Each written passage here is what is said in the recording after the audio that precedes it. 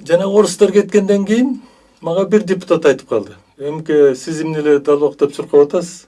$1 миллион алып койгон алардан деди.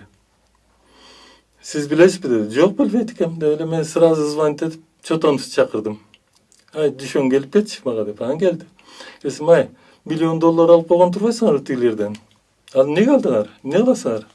Десем, жок, байке, эчтеке алган жокпуз деп эле бурулуп алып кетип калды. Мен таң калып калдым, эмне сүйлөшпөй эле тез кетип калды. Анан Чотонов баягы кафеге кирип баргандан кийин, отургандан кийин Чотонов айтып калды. Байке, өгүнү сизге калп айтып койдум, кечирип коюңуз. $1 миллион алганбыз, партиянын ишине жумшаганбыз. Уяты бар да эми, анча. Эми уяты бар бир жагы, экинчиден тажрыйбалуу саясатчы эмес да. Текебаевге окшогон. Бирок да Текебаев тура калып эле мени сөгүп кирди.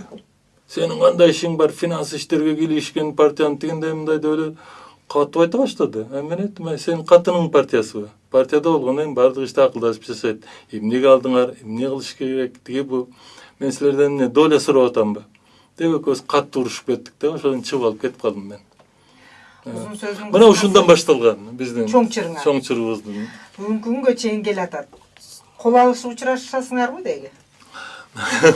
Бир жолу депутаттар кирсем, депутаттар турган экен. Анан ошо менен сүйлөшүп туруп калдык. СДПКнын депутаттары экен негизинен. Анан сүйлөшүп турсак, бирок Текебаев келип калды. Анан бар менен учурашып келатат.